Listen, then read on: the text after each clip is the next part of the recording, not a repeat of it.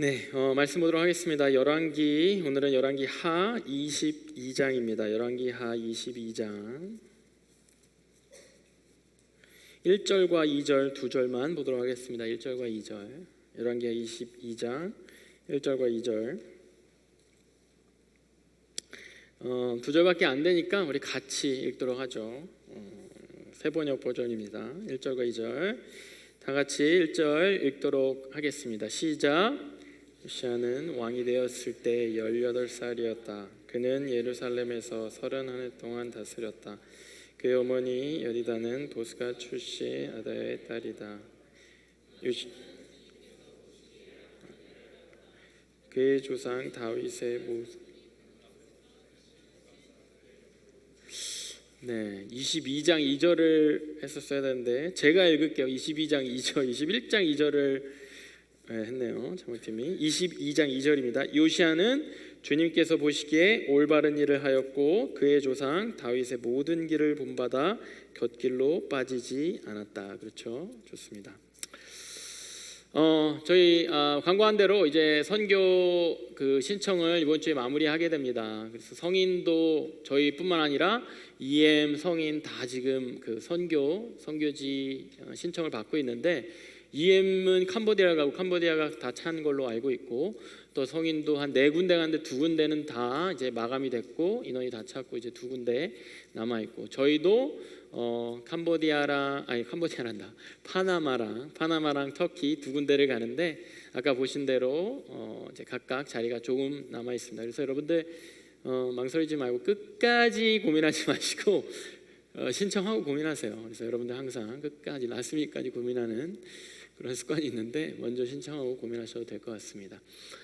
작년에 저희가 터키를 갔습니다. 작년에는 터키 한 군데를 갔는데 터키에 갔을 때 선교를 갔을 때 반이라는 지역을 갔어요. 터키가 이렇게 가로로 좀 이렇게 긴 그러한 나라거든요. 꽤 큰 나라입니다. 터키는 가로로 긴 나라고 가장 큰 도시 이스탄불이 제 왼쪽 서쪽에 거의 끝에 위치해 있고 저희가 가는 아마 올해도 가게 될 겁니다. 저희가 가는 반이라는 지역은 오른쪽 동쪽 거의 끝에 있는 도시입니다. 동쪽에서 제일 큰 도시인데 그곳을 우리가 방문했어요. 거기서 방문해서 사역을 하는데 의외로 그 저희가 만나게 된 영혼들 중에 저희가 만나게 된 지체들 중에 이란 분들이 많았어요. 그러니까 이란 국경하고 되게 가까운 지역이고 한 30분만 가면 이란 국경인데 그 이란 분들이 거기에 우리가 만나게 된 교인들 가운데 많이 있었습니다. 그분들이 이란에서 예수님을 만나고 예수님을 믿고 거기에서 좀 핍박을 받고 도저히 신앙생활을 할 수 없어서 터키로 넘어오게 된 것이죠. 그 이란 분들 거기에서 만나게 되고 그들의 삶, 그들의 신앙을 또 듣게 되고 또 우리가 또 다른 곳에서는 아프간 사람 그 터키는 또 아프간하고도 국경 또 이렇게 가까이 하고 있거든요. 아프간 사람들이 아프간에서 정말 기적적으로 그 복음의 씨앗을 받아들이게 돼서 예수님을 믿게 되고 마찬가지로 핍박을 피해서 터키로 넘어오게 된 겁니다. 사실 터키는요 이슬람이라고 자기가 이슬람 종교를 이슬람이라고 하는 사람이 99%가 넘는 그런 나라입니다. 그런데 그럼에도 불구하고 사실 법적으로는 종교의 자유가 있어요. 그러니까 문화적으로는 그냥 다 이슬람인데 법적으로는 그래도 또 유럽 문화나 이런 영향이 좀 있기 때문에 법적으로는 종교의 자유가 있습니다. 문화적으로는 핍박이 되게 세지만 뭐 법적으로 나라가 막 그 사람을 종교 때문에 어떻게 할 수가 없어요. 그러니까 이란이나 아프간의 입장에서는 터키가 어떻게 보면 자유의 땅인 거예요. 우리가 보기에 터키는 거의 뭐 이슬람 국가고 우리의 뭐랄까요 분위기, 한국과 미국의 분위기에서 터키는 그냥 믿음의 자유가 없는 정말 믿음의 복음의 열매 맺기가 너무 척박한 그러한 곳인데 반대로 이란과 아프간 쪽에서 보기에는 터키가 굉장히 자유의 땅. 그래도 내 믿음을 신앙생활을 핍박받지 않고 할 수 있는 땅인 것입니다. 그러니까 그 사람들이 이란에서 예수님 만난 사람들, 아프간에서 예수님 만난 사람들이 그래도 자기네 나라의 국가적인 핍박을 피해서 이 터키 땅으로 넘어오게 된 것이죠. 그들을 만나서 저희가 사역을 하고 그들의 신앙을 보고 만나게 된 겁니다. 그들이 그 삶을 나눌 때 신앙을 나눌 때 자기가 있던 이란이나 아프간의 그러한 환경, 나라의 국가적인 환경을 뛰어넘어서 정말 예수 그리스도를 만나고 예수 그리스도는 그 진리를 붙잡고 잃지 않고 이렇게 신앙생활을, 환경을 뛰어넘는 신앙생활을 하게 된 것입니다. 그들을 우리가 만나게 됐고 아마 올해도 여러분들 가게 되면 그들을 만나게 될 겁니다. 여러분은 어떻습니까? 여러분들은 어떤 환경 가운데 신앙생활을 하고 있나요? 어떤 환경 가운데 신앙생활을 해왔습니까? 모태신앙이 청년부 안에 많습니다. 모태신앙 많고 또 이렇게 비밀리에 활동하고 있는 선교사, 사역자 자녀분들이 이렇게 좀 있습니다. 그래서 청년부 안에는 좀 태어날 때부터 크리스찬인 지체들이 적지 않아요. 그러다 보니까 신앙생활하기에는 상대적으로 어렵지 않고 수월하고 상대적으로 나은 환경 가운데 자란 청년들이 많습니다.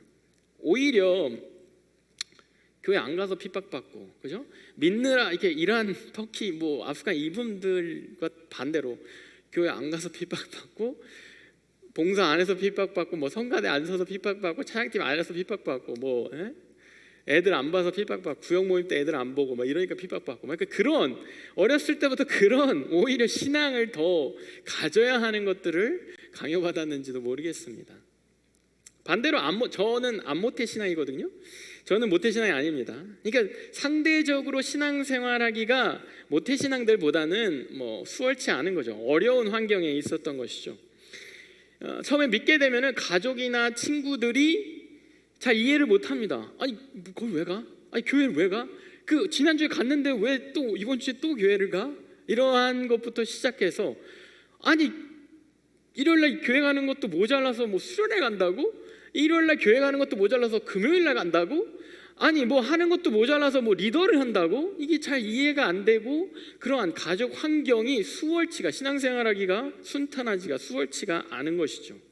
조롱하기도 합니다. 그거 왜 하니? 거기 밥이 나오냐? 거기 가면 주니? 시간이 아깝지 않냐?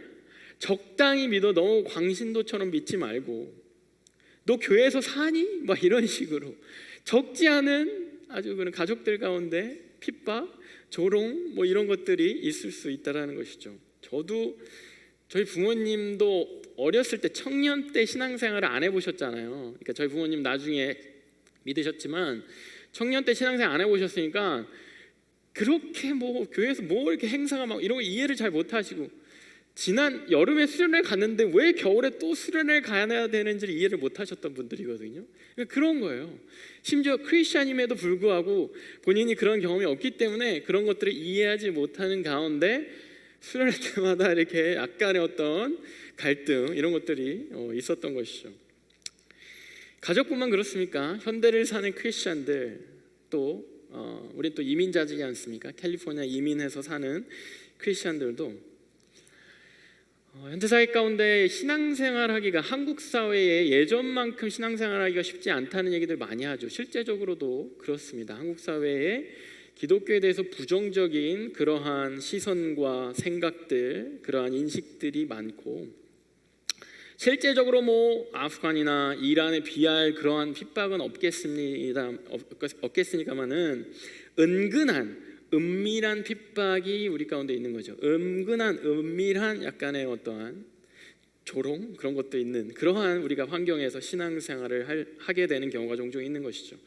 직장에서 제가 몇 번 나눈 것 같은데 학교에서도 크리스천은 이렇다며, 크리스천은 이런다며 라는 식으로 직장과 학교에서 내 신앙, 내 우주관, 하나님이 세상을 창조하셨고 하나님 나를 창조하셨어 라는 그거 하나만으로도 조롱받고 신화를 믿는 이 미개한 이러한 사람으로 취급받고 내 결혼관에 대해서 말하는 것만으로도 세상은 자기를 공격했다고 자기가 offend 당한다고 말하는 그러한 세상.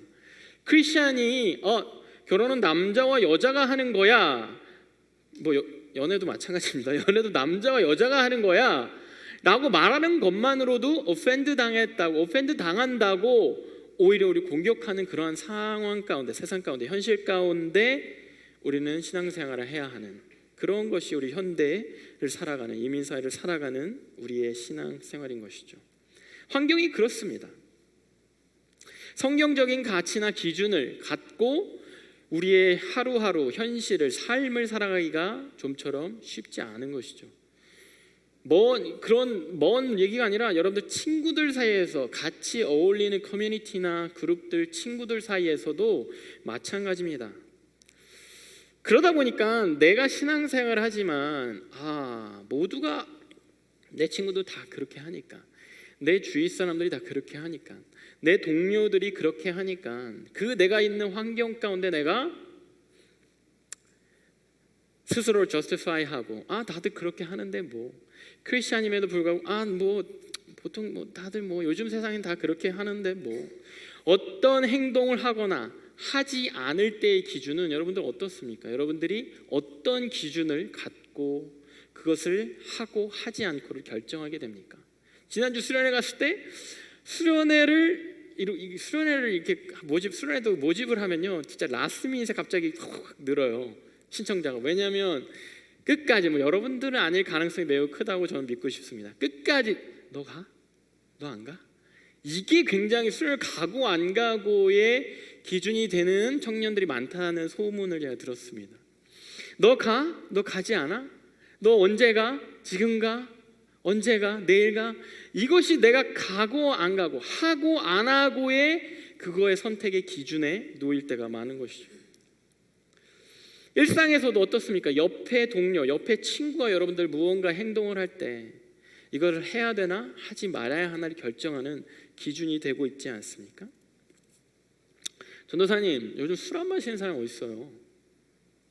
전도사님, 회식 때 술 안 마실 수 없어요. 전도사님, 그거 안 하는 사람은 어디 있어요? 전도사님, 요즘 그거 안 본 사람이 어디 있어요? 전도사님, 사귀면 한국 얘기입니다. 사귀는데 연인끼리 모텔 안 가는 연인이 어디 있어요? 연인끼리 여행 가서 방 따로 잡는 연인이 어디 있어요? 요즘 대화하는데 욕 안 하고 대화할 수 있는 사람이 어디 있어요? 요즘도 11조 하는 사람이 어디 있어요? 시험 앞두고 교회 나오는 사람들이 어디 있어요? 요즘 새벽기도 나오는 사람이 어디 있습니까? 그렇게 자주 맨날 교회 나오는 사람이 어디 있습니까? 우리가 그것을 하고 안 하고의 기준을 환경에 두고 있지 않습니까? 내 주위 사람들, 내 옆에 사람들, 내 친구들이 하는 그 모습, 내 친구들이 하지 않는 그거에 내가 이거는 안 해도 되겠다, 이거는 다 하니까 나도 이거 해도 되겠다, 여기에 좌지우지되지 않습니까? 본문의 요시야도, 우리가 본문에 오늘 1절과 2절, 22장 1절과 2절에 나온 요시야라는 왕도요, 저나 또 이 세상을 살아가는 사람처럼 모태신앙이 아님과 또 되게 어려운 환경 가운데 살았던 신앙생활을 시작했던 사람입니다. 가족 중에 하나님 믿는 사람이 없었어요. 그냥 그 정도가 아니라 자기 아버지, 할아버지가 믿는 우상을 숭배하고 하나님 안 믿는 정도가 아니라 우상을 나라에 들여와서 숭배하고 자신들이 숭배하는 것뿐만 아니라 온 국민을 숭배하게 하고, 심지어 하나님 믿는 사람들은 다 잡아다가 가두거나 죽였던 그러한 왕들이었습니다. 아프간, 이란 그런 상황과 되게 비슷한 거죠. 그런 왕을 둔, 그런 할아버지를 둔 사람이 요시야 왕이었습니다. 할아버지 므낫세, 우리가 지난주에 잠깐 배웠는데 열왕기하 21장 2절과 3절에 이런 내용이 있습니다. 므낫세는 주님 보시기에 악한 일을 하였다. 그는 주님께서 이스라엘 자손이 보는 앞에서 쫓아내신 이방 사람들의 역겨운 풍속을 따랐다. 그는 아버지 히스기야가 헐어버린 산당을 다시 세우고 바알을 섬기는 제단을 쌓았으며 이스라엘 왕 아합이 한 것처럼 아세라 목상도 만들었다. 그는 또 하늘의 별을 숭배하고 섬겼다. 이것을 2절에는 역겨운 풍속이라고 써여져 있는데, 이건 어디까지나 크리스찬적인 퍼스펙티브예요. 지금 우리가 쓰니까, 믿는 입장에서 성경을 쓰니까 하나님 입장에서 역겨운 풍속이지, 그 당시 므낫세가 왕이었던 그 당시는 이거 대세였습니다. 주류였어요. 바알을 섬기는 것이 메인스트림이었습니다.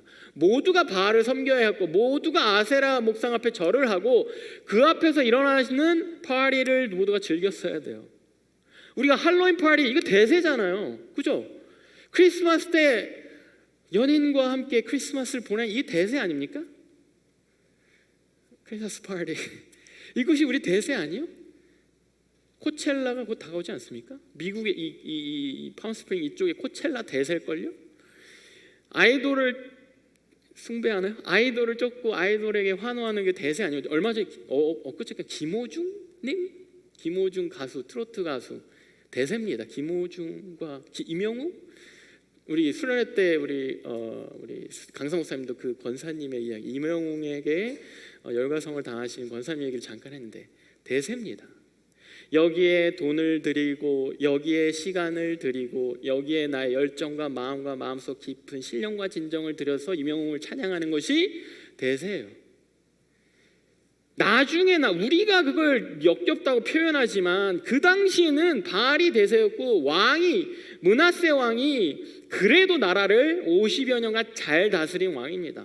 아니 잘 나가는 나라에, 우리나라에 잘 나가는 문화, 즐거운 문화, 심지어 막 자극적이야. 이 아세라와 바알 숭배는 다이나믹해. 너무 자극적이야. 사람들은 그것을 좇고 그런 환경 가운데 젖어서 살았다는 것이죠.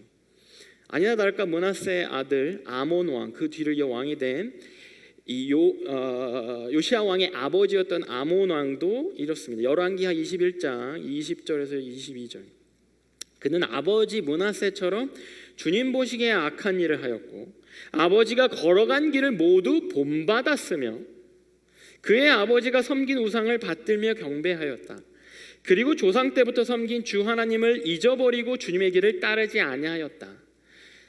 므낫세가 만들어 놓은 어렵사리 만들어 놓은 우상 숭배의 그 문화를 이 아몬이 그대로 본받았다고 표현할 정도로 그냥 그 주류의 문화를 본받아 따라간 거예요. 성공의 길을 따라갑니다. 그리고 옛날 언제 있었을지 기억도 안 나는 하나님 따르는 일은 잊어버리고 계속해서 우상 숭배의 그 흐름을, 그 환경적인 그 흐름 대세를 따라갔다라고 하는 거예요. 이런 할아버지와 아버지를 이어 태어난 요시야 왕입니다. 그 밑에서 태어나고 자랐습니다. 보고 배울 수 있는 믿음이 없는 거죠. 아버지와 할아버지, 우상 숭배 최고. 오히려 신앙을 가진 사람들이 국가적으로 핍박받고 감옥에 들어가고 죽어지는. 잠깐 얘기했는데 므낫세가 그 당시 당대 최고의 선지자였던 이사야를 톱으로 썰어 죽이는, 온 국민 보란 듯이 하나님 믿고 하나님 말씀 전하는 자 이렇게 돼 톱으로 썰어 죽이는 그런 환경 가운데 이 요시야가 무엇을 보고 자랄 수 있었을까요? 마치 우리가 선교지에 만난, 선교지에서 본 터키, 이란, 아프간 사람들처럼. 그런데 요시야의 일생을 전체적인 서머라이즈한 내용이 오늘 본문에 이렇게 요약됩니다. 2절에, 오늘 보면 2절에 요시야는 주님께서 보시기에 올바른 일을 하였고 그의 조상 다윗의 길을 본받아 곁길로 빠지지 않았다라고 표현되어 있습니다. 개역개정으로는 자로나 우러나 치우치지 않았다라고 표현되어 있어요. 어떻게, 이 흐름이 므낫세 왕, 아몬 왕, 므낫세 할아버지, 아몬 아버지, 그리고 이 흐름이 반전이 일어난 거잖아요. 어떻게 이렇게 반전이 일어날까? 여러분들 모태신 우리 몇 대째 믿는 가정입니다. 할아버지, 이렇게 아버지, 그리고 여러분들 자연스럽게 그 신앙이 이어지는 거 아니에요? 그런데 어떻게 그런 반전이 일어났을까? 아니 모태 신앙이 아닌 사람들은 어떻게 여러분들 삶 가운데 그런 반전이 일어났습니까? 유다 왕들의 계보 가운데 그런 이상한 일들, 이런 반전 같은 일들이 종종 일어났으면 어쩌면 루틴처럼 조금 반복돼요. 이걸 보면은 여러분들 이 남유다의 먼저 가장 1대 왕이, 남유다가 갈라지기 전에 먼저 왕이 솔로몬이었는 거 기억하십니까? 솔로몬 때 이제 이 이스라엘이 통일된 왕국이었다가 솔로몬 이후에 둘로 갈라지잖아요. 솔로몬의 아들 르호보암이 솔로몬 때 그래도 하나님께 온전히 경배하고 하나님으로부터 복을 받고 하나님을 경배하는 가운데 이 예루살렘의 성전을 건축하고 하여튼 하나님을 그래도 솔로몬 왕은 경배하고 하나님을 예배하는 왕이었는데 르호보암, 그의 아들 르호보암은 하나님을 떠나버립니다. 슬슬 우상 숭배를 하게 돼요. 그리고 그 르호보암의 아들 솔로몬의 손자 아비야 때는 더 우상 숭배의 길로 빠져듭니다. 그런데 반전이 일어나요. 또 그의 아들 아사라는 왕 때 다시 하나님을 섬기기 시작합니다. 요람이란 왕, 여러분들 우리가 이 시리즈 가운데 봤는데 요람이란 왕이 이 북이스라엘과 손을 잡고 악한 일을 합니다. 그의 아들 아하시아 왕 더 악해요. 아하시아 왕 더 악한데 그 아하시아가 잠깐 통치하다가 그의 엄마 아달랴가 여왕이 돼서 진짜 최악으로 나라를 도탄에 빠뜨리죠. 기억이 나십니까? 그런데 그 최악의 왕의 그 아달랴 이 다음에 왕이 되었던 요아스 왕이 생각나세요? 여호야다 선지자와 함께 그 선지자를 배워서 다시 하나님을 신뢰하는 왕국으로, 하나님을 신뢰하는 왕으로 섭니다. 오늘 본 요시야 왕, 히스기야 왕이 어렵게 종교개혁해서 나라 다시 하나님으로 다 하나님 믿게 만들어놨는데 므낫세가 다 뒤집어 놓죠. 완전히. 그리고 므낫세의 아들 아몬 왕이 또 계속해서 그 선례를 따르고, 그런데 요시야 왕 때 와서 갑자기 또 반전이 일어납니다. 하나님을 다시 찾고 하나님을 신뢰하기 시작합니다. 왕들이 이 다윗의 자손인 이 다윗의 라인을 따랐던 이 남유다의 왕들이 하나님이 우리나라 하나님이 세우셨는데 그 하나님을 기억하지 못하고 자꾸 배반하고 떠나고 자기의 욕심과 욕망과 자기의 번영을 위해 주위 나라들에서 막 흘러들어온 우상들 숭배하고, 그런 그 우상들은 되게 유행 같은 거. 저 나라 잘 나간데 저 나라 신은 뭐야? 바알이래. 저 나라 잘 나간데 저 나라 신은 뭐야? 다곤이래. 저 나라 신은 뭐야? 뭐 아세라래. 다 그렇게 받아들이면서 섬기는 그러한 잘 나가는 나라들의 대세들의 그 대세로 여겨지는 그 신들을 가져와서 섬겼는데, 그렇게 우상 숭배를 했는데, 그렇게 나라의 환경을 신앙생활하게, 믿음을 갖게, 하나님을 예배하게 점점 더 척박하게 만들어가는 왕들의 그런 횡포 가운데, 왕들의 그러한 잘못들 가운데, 죄악들 가운데 포기하지 않으신 하나님이요 계속해서 믿음의 씨앗을 남겨두셨다라는 거예요. 그 씨앗이 당장 당장 어떤 악한 왕이 나와서 나라를 도탄에 빠뜨리고 당장 그 씨앗이 싹을 틔우지는 못했지만, 시간이 좀 지날지라도 1대, 2대, 3대까지 시간이 좀 지날지라도 결국에는 그 신앙의 씨앗이, 하나님 남겨두었던 그 믿음의 씨앗이 언젠가 왕 때에는 싹을 틔우더라는 것입니다.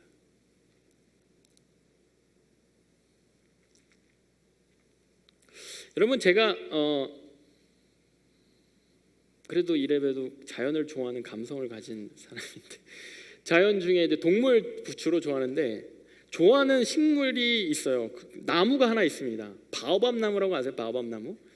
바오밥 나무 되게 특이한 나무거든요. 이게 어린 왕자의 그 특이함 때문에 어린 왕자에도 등장하는 나무인데, 어렸을 때 그냥 뭐 그림책 같은 데서 봤던 것 같아요. 그래서 바오밥 나무에 대한 막연한 되게 신기하고 멋진 나무라는 생각이 있었는데, 사실 제가 아프리카 가서 바오밥 나무를 실제로 봤습니다. 그러니까 실제로 보니까, 사진 있어요? 바오밥 나무 사진? 실제로 보니까 이게 바오밥 나무거든요. 실제로 보니까 더 막 신기하고 놀라워요. 아프리카에 그러니까 이게 자라는 지역이 또 한정되어 있습니다. 3개. 그래서 아프리카 어떤 좀 약간 사바나 초원, 이렇게 좀 척박한 이게 황량한 그런 데서 이렇게 자라는 거거든요. 그러니까 이런 숲이 있는 데서 자란 나무가 아니라서 되게 멀리 있어도 되게 우뚝 솟아서 이렇게 있어요. 그리고 되게 신기하잖아요. 이렇게 막 기둥이 크고 높고 막 그러한 나무예요. 그러니까 실제로 아프리카 갔을 때 봤을 때 더 신기했어요. 와, 저게 바오밥 나무구나.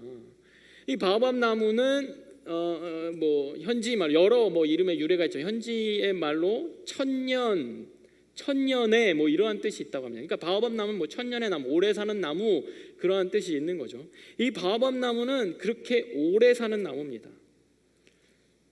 지름이 뭐 보통 6에서 10m, 높이가 20m 보통 넘는 것들, 그리고 500년 이상 된 나무가 이렇게 많다고 합니다. 그러니까 한번 자라면 계속해서 자라고 크게 자라고 오래 사는 나무예요. 그런데 이 바오밥 나무가 전 세계 한 8, 9종류 되는데, 거의 이 바오밥 나무가 자라는 환경은 이런 광야 같은 데나 막 그 해변 절벽 같은데 고산지대에 자란다고 합니다.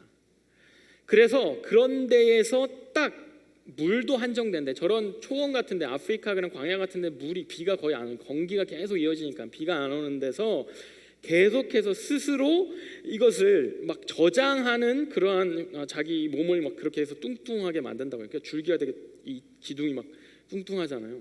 거기에 수분을 빠른 시간에 막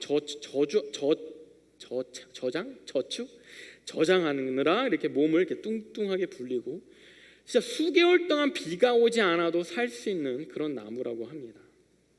스스로 그렇게 만들고 이렇게 어느 정도 빠르게 자기를 성장시킨 다음에 어느 정도 자라면 그 상태에서 스스로 성장을 되게 느리게 해요. 그러니까 더 천천히 오래 자랄 수 있는 거예요. 그러면서 영양분이 계속해서 그 나무에 계속해서 비축된다고 합니다. 그러니까 현지인들한테 이 바오밥 나무는 되게 중요한 나무래요. 뭐 안 쓰는 게 없대요. 뭐 줄기 어디다 쓰고, 뭐 그 굵은 부분 어디다 쓰고, 심지어 그 안에 바오밥 나무를 파서 거기는 시원한 창고, 냉장고가 없는 곳이니까 시원한 창고로 쓰기도 하고, 그런 가운데 바오밥 나무는 이런 척박한 환경이기 때문에 스스로를 재생하는 능력도 되게 뛰어나다고 해요. 그래서 웬만한 불이 나거나 화재가 나서 나무가 타잖아요. 불이 나거나 번개, 저런 광야에서 번개를 잘 맞는데, 큰 높은 나무니까 번개를 맞아도 맞고 쪼개져도 그대로 살아난다고 해요. 그러니까 오히려 척박한 그런 환경에서 한번 이 나무가 자라나기 시작하면 무너지지 않고 쓰러지지 않고 죽지 않고 끝까지 500년, 1000년, 몇천 년까지 살아난다고 합니다. 한국에서 태풍이 매년 오잖아요. 태풍 때마다 뽑히지 않는 나무들은요, 공통점이 있다고 그래요. 뭐냐면 뿌리가 깊고, 뿌리가 그 깊은 뿌리가 아주 척박하고 뿌리가 안 들어갈 만한 곳에 비집고 들어가서 뿌리를 자생하고 있는 나무들이 태풍 가운데, 아주 심한 그런 자연재해 가운데 견디고 쓰러지지 않는다고 합니다. 한 사진작가가 찍은 2000년 이상 된 나무들의 어떤 그런 시리즈가 있는데, 그 나무들의 공통점이 다 그런 데 있어요. 막 산에, 바위산에 막 뿌리 박혀 있고, 아무것도 없는, 아까 본 것처럼 황량한데 혼자 우뚝 그렇게 서 있고,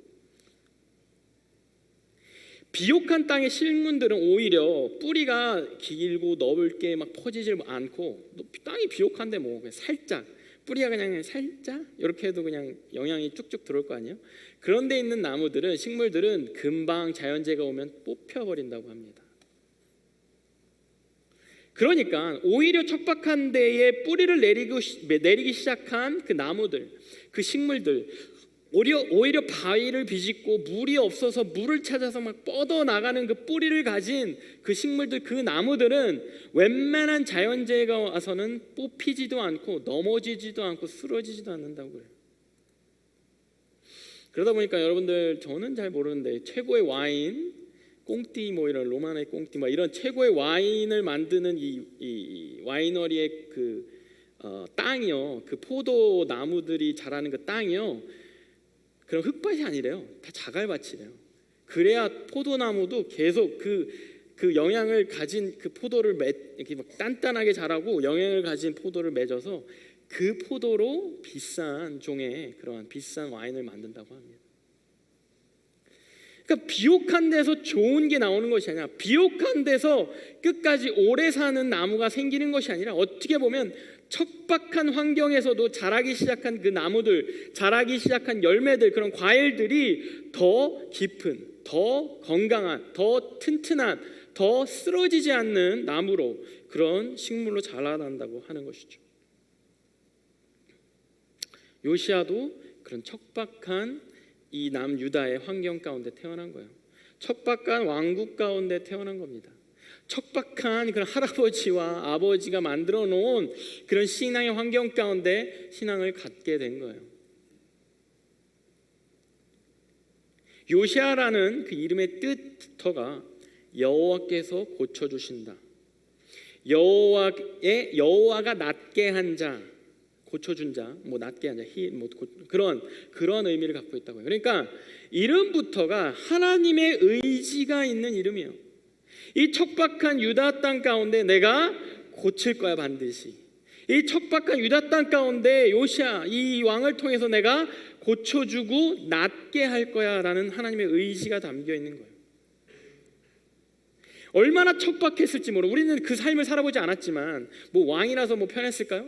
오히려 그 왕이기 때문에 더 견뎌야 하는 이 왕이 어린 나이에 왕이 됐던 이 요시아가 견뎌야 하는 거쳐야 되는 그 척박하고 거친 힘든 그 환경 가운데 요시아는 쓰러지지 않는 나무처럼 하나님이 사용하실 것이고 실제로 그의 삶의 태도가 신앙의 태도가 그렇게 자라가는 것입니다. 이 하나님의 의지는요 사실은 300년 전에 이미 예언되어 있습니다. 열왕기상 13장, 우리가 열왕기하 22장 하잖아요. 열왕기상 13장 1절과 2절에 북이스라엘에 대해서 이렇게 예언되어 있어요. 여로보암이 제단 곁에 서서 막 분향하려고 하는데 바로 그때 하나님의 사람이 선지자가 주의 말씀을 전하려고 유다로부터 베델로 왔다. 그리고는 그 제단 쪽을 보고서 주님께 받은 말씀을 외쳤다. 제단아, 나 주가 말한다. 다윗 가문에서 한 아들이 태어난다. 그 이름은 요시아다. 그가 너의 위에 분향하는 산당의 제사장들을 너의 위에서 죽여서 제물로 바칠 것이며 또 그가 너의 위에서 그 제사장들의 뼈를 태울 것이다. 요시아가 이미 하나님의 계획 가운데 300년 전에 예언되어 있어요. 북이스라엘이 막 예루살렘 가서 예배드리지 마, 여기서 그냥 내가 만든 금송아지나 예배드려 라고 했을 때 하나님이 선지자 보내서 이미 예언한 거예요. 요시아가 이 예언을 들었을까요? 어쩌면 그 약속의 말씀이 요시아의 삶에 씨앗으로 심겨졌을까요? 아니면 주위 누군가가, 그래도 핍박 가운데 살아남았던 누군가가 하나님의 말씀을 전해줬을까요? 뭐 그건 우리가 알 수가 없습니다. 성경에서 자세히 밝히고 있지 않습니다. 그러나 분명한 것은 요시아는 자기 아버지 아몬의 길을 간 것도 아니고 자기의 할아버지 므낫세의 길을 간 것도 아니고 자기가 한 번도 본 적도 없는 다윗의 다윗의 모든 길을 본받아 살았다고 합니다. 우리 본문 2장에서 본 것처럼. 여러분들 매주 우리가 저를 통해서 아니면 여러분들 뭐 또 다른 예배들을 통해서 말씀의 씨앗이 뿌려지죠. 여러분들에게 말씀의 씨앗이 뿌려집니다. 하나님에 대한 하나님의 약속의 그러한 씨앗들 여러분들에게 뿌려져요. 어쩌면 우리가 살고 있는 이 척박한 이 환경 가운데 이 믿음 생활하기 척박한 여러분들 스스로 살아가기에 척박한 쉽지 않은 환경 가운데 그 씨앗이 뿌려지게 됩니다. 근데 그 씨앗이 싹이 나서 여러분들 삶 가운데 나무가 되고 있습니까? 아니 여러분들 그 씨앗을 받아서 여러분들 삶 가운데 여러분들 삶이 여러분들의 환경에 여러분들 처해져 있는 그 주위가 비록 척박하고 만만치 않고 신앙생활하기에 어려워도 쉽지 않아도 여러분들 해야 될 거 너무 많잖아요. 알아요. 여러분들 해내야 될 거 너무 많잖아요. 맞습니다. 그런데 그거 받아서 그 말씀의 씨앗, 약속의 씨앗을 받아서 여러분들 삶 어딘가에 척박하고 바위투성이고 광야 같은 그러한 여러분들 삶일지라도 어딘가에 심어 그것을 싹이 나게 하고 나무가 되게 하려고 여러분들 노력하고 있어요.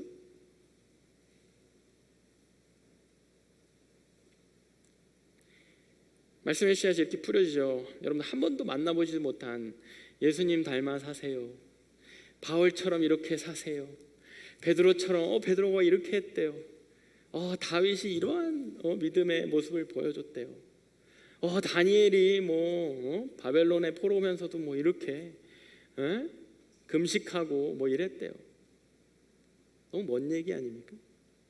여러분 들리세요? 다윗이 그랬나 보다. 다니엘이 그랬나 보다. 그 다윗의 이야기, 다니엘의 이야기, 그거보다 여러분들 삶의 바로 앞에 있는 아몬의 이야기, 므낫세의 길이 여러분들에게 더 가깝고 더 현실적으로 보이십니까?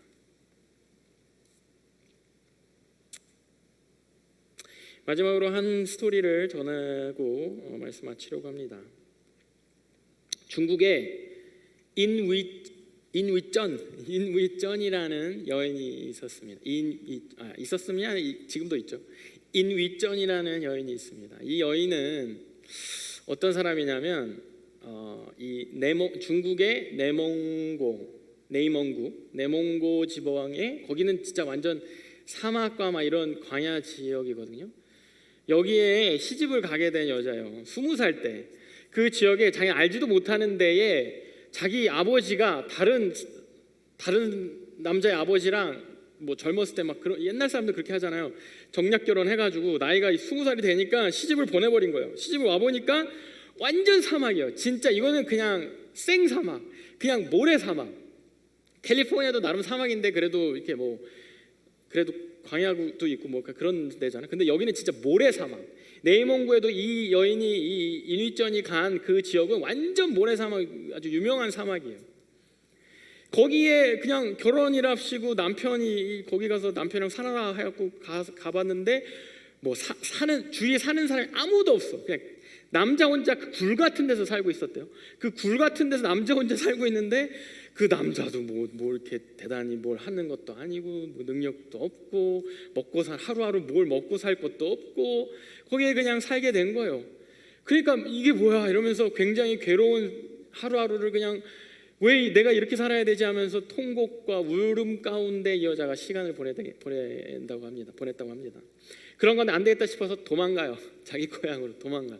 근데 도망가고 나니까 그래도 뭔가 찔리고 그 남자 혼자 거기 그 남자 혼자 있겠구나. 그래도 어찌되었건 내가 서류상으로라도 결혼한 남편인데 그것이 계속 마음에 걸려서 다시 터덜터덜 그 사막으로 다시 들어갔다고 합니다. 아무도 살지 않는 그곳에 다시 돌아갔는데 그래도 살려고 하니까 뭐 어떻게 살아야 되지? 여기 뭘 보고 살아야 되지? 그런 가운데 꽃이라도 뭐 이렇게 예쁜 꽃이라도 있으면은 사는데 사람 사는 것 같지 않을까라고 하면서 꽃이라도 좀 해보려고 여기에 나무를 심어 보려고 합니다. 그래서 30km 넘는 그 꽃가게가 30km 넘게 있대요. 그 꽃가게 30km 넘는데 걸어가서 나무를 자기 있는 거 염소 한 마리 팔아다가 나무들 묘목 같은 걸 갖고 와서 심었대요. 되겠습니까? 사막인데 물이 없고 그냥 모래밭인데 모래밭에 뭐 식물이 자랄 리가 없죠. 근데 어차피 사막에 할 일도 없고 그나마도 뭐 소망을 가질 데가 없어서 또 가서 또 사온대요. 그래서 또 심어보고 며칠은 뭐 있다가 그냥 바로 죽어버리고 그거를 계속해서 반복한 거예요. 그나마 내가 소망을 갖고 싶어서 7년 동안 실패하고 계속 사워서 심고 실패하고 사워서 심고 실패하고 그런 가운데 7년 동안 그러는 가운데 한 그루가 살아남았대요.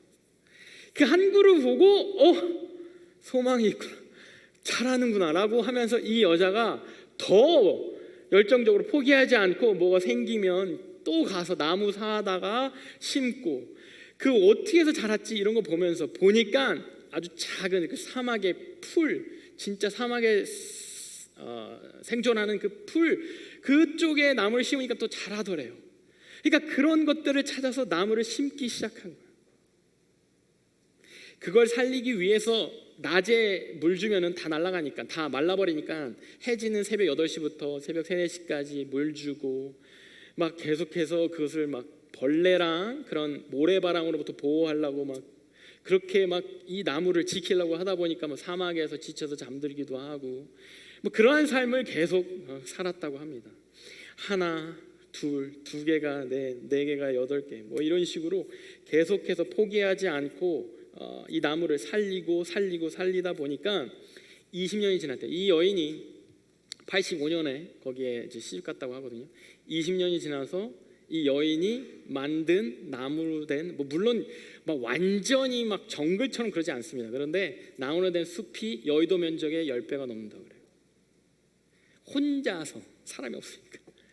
그러니까 이것이 뭐 기자들한테 이게 뉴스거리가 돼서 막 사람들이 막 방문하고, 한국에도 다큐멘터리, 이 상황에 대한 다큐멘터리가 방송국에서 이제 방송에서 보도된 적이 있습니다. 그러니까 이 사람의 삶이, 이 사람이 해놓은 일이, 포기하지 않고 이 척박한 그냥 사막과 같은도 아니고 그냥 사막 자체의 숲을 만든 이 모습이 지구 반대편에 있는 많은 사람들에게 인스파이어를 주고, 그 사람들이 또 펀드를 주고 또 나무를 또 와서 그것을 심고, 그것을 인해서 그 지구 반대편에 있는 삶을 포기한 사람들이 희망을 갖게 되고, 이러한 일이 일어나고 있다라는 거예요.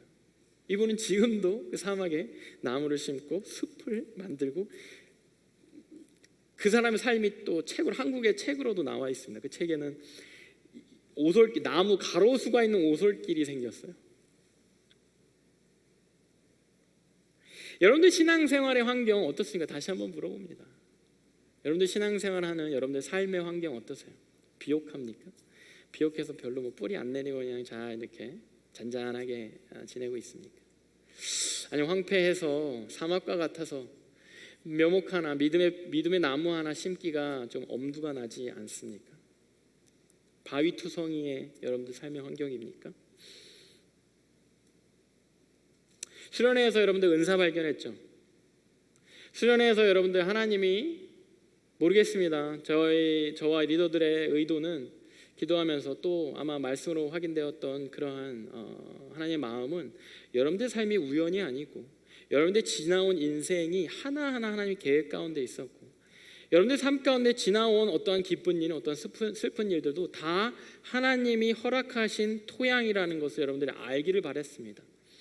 은사를 여러분들이 그때 받은 것이 아니라 이미 여러분들이 갖고 있던 은사를 수련회 때 우리는 발견한 겁니다. 그걸 우리는 발견했죠. 아까 사도의 은사도 발견했고 리더의 은사도 발견했고, 그것을 발견한 거예요. 이게 뭐냐면요, 마치 요시야를 300년 전에 하나님이 이 하나님을 떠난 이 백성에게 다시 소망의 씨앗으로 요시야를 예비한 것처럼, 우리 여러분들 각자의 삶도요, 척박한 바위산일지라도, 황량한 광야일지라도, 물 한 방울 없는 사막과 같은 그런 환경일지라도, 여러분들 한 사람 한 사람의 삶이 거기에 심겨져서 뿌리를 깊이 내리고, 어떠한 자연재해나 풍파가 와도 쓰러지지 않을 나무로 우리가 부르심받았고 보내어졌다라는 거예요. 나라는 인생의 나무가, 양육이라는 인생의 나무가 어디에 심기어졌건 그렇게 뿌리를 깊이 내리고 쓰러지지 않는 나무로서, 그렇게 믿음의 나무로 누군가에게 복음의 소망을 주어야 하기 때문에 하나님이 미리 예비하시고 알맞은 은사를 주시고 알맞은 토양들을 허락하신다라는 것입니다. 여러분들도 여러분들의 환경이 척박하다면 포기하지 말고 뿌리를 내리기 바랍니다. 아무리 사막과 같고 엄두가 나지 않아도 포기하지 말고 계속해서 믿음의 묘목을 심기를 바랍니다. 혹 너무 비옥해서 여러분들 뿌리가 그동안 굉장히 샬로하고 얕았다면 더 깊이 여러분들의 믿음의 뿌리를 내리고 여러분들이 붙잡기를 바랍니다. 그러한 쓰러지지 않는 믿음의 나무가 되는 저 여러분들이 되기를 주님의 이름으로 소원하겠습니다.